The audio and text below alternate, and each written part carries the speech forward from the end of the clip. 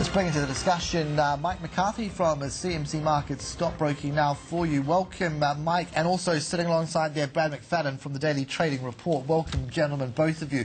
Mike, volumes, where are they at? Because certainly that finish on Wall Street was weakness on light volumes. That's exactly what we're seeing here as well, Carson, and good morning.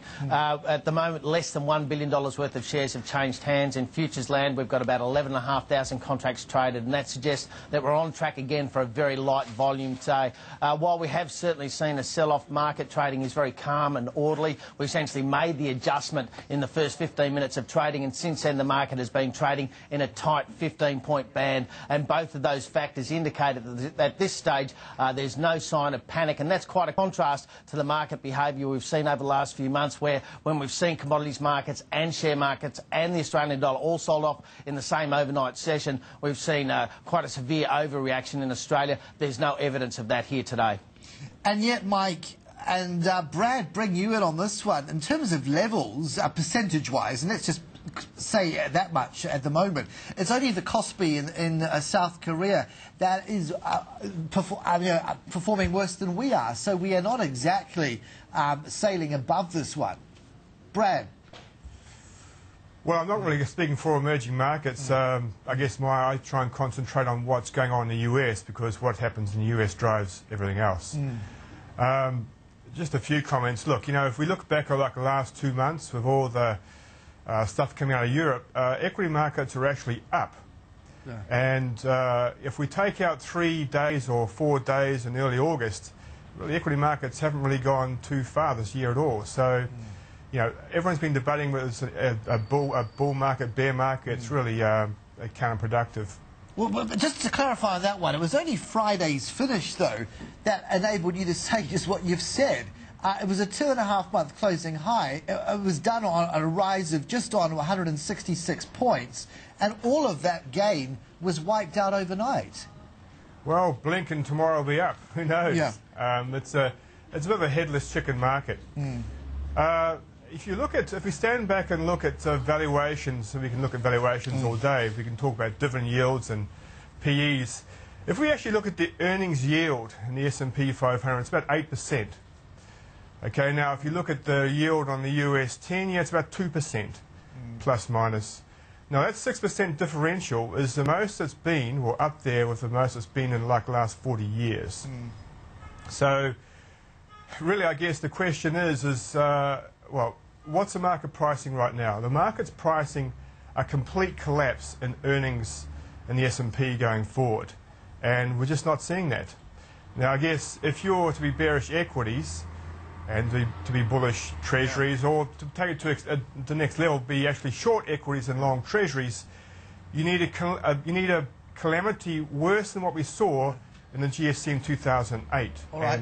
I want to put this point again that you just made, Brad, to Mike McCarthy, because Mike, you know, hearing that for what it is fine, but you know, the guests that we talk to in the mornings in the US say it's a trifecta story. It's not sufficient just to crow about earnings. You've got to have top-line growth, and your guidance has also got to get over the line. If you don't have all three, I'm sorry, but one won't do.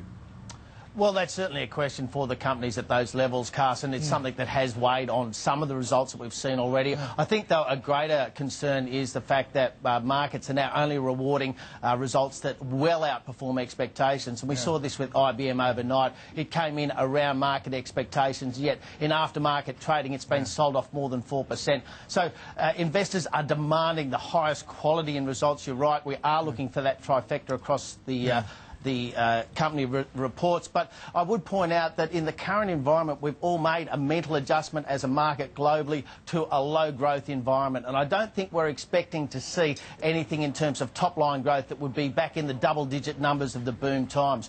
We can't expect at the moment, given the disruption we have to the global markets and the fears hanging over it, that we'll be looking at a boom mentality in company results. Nonetheless, overall expectations in the US are still for 12.5% growth in the US, and given that we're looking at GDP growth and inflation numbers in the 2 to 3% level, it still is a fairly compelling argument for investors to be running their rulers over these companies, regardless of the results they bring out for the third quarter.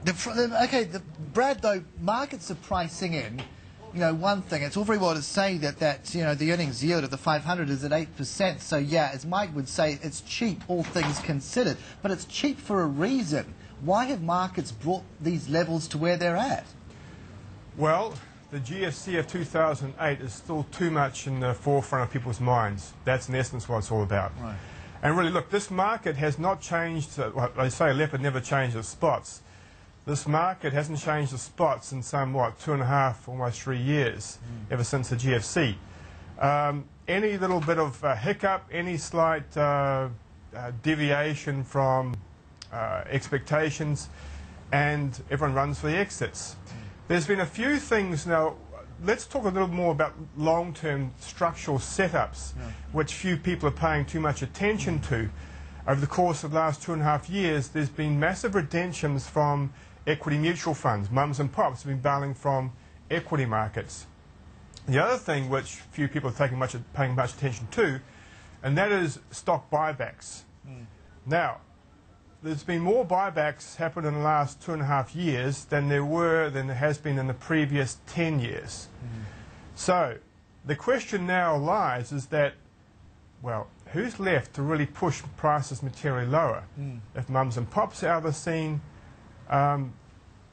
large cap US stocks are really in the hands of strong hands, and by default, if US stocks aren't going to go down, then Aussie equities aren't going to go down either. Mike, you saying that as a compelling argument, or is it the fact that companies just aren't communicating that message to their investors? Because if those redemptions are running at all-time highs, there's a dislocate.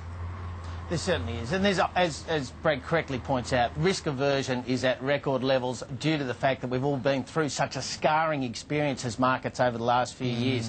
However, there are a number of factors supporting these markets, and corporate activity is one of them. Buybacks, of course, start to make financial ratios look even better and give an opportunity to those investors who are loose holders to jump out. We have already seen that in action. It's quite, as Telstra have already told us at their AGM today, should the NBN deal be approved, they'll be considering a buyback as well. But it's not only that corporate support, those strong balance sheets that we're seeing across the market that are supporting it. We've also got potential for merger and acquisition activity, and then we've got our standard metrics, our PEs and our dividend yields that are showing from the bottom up that companies remain a very strong case. Because on paper, all of that rings so true. It all adds up to so much good sense. But as you said, Brad, at the start, and you said it so well, these markets are like a headless chicken, and when that happens, logic goes out the window. Gentlemen, got a wrap. Thank you.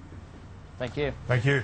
Brad there, McFadden from the Daily Trading Report, Mike McCarthy, CMC Markets, Stockbroking. Let's move on beyond that. Telstra in frame today telling its shareholders, vote yes to the $11 billion NBN deal.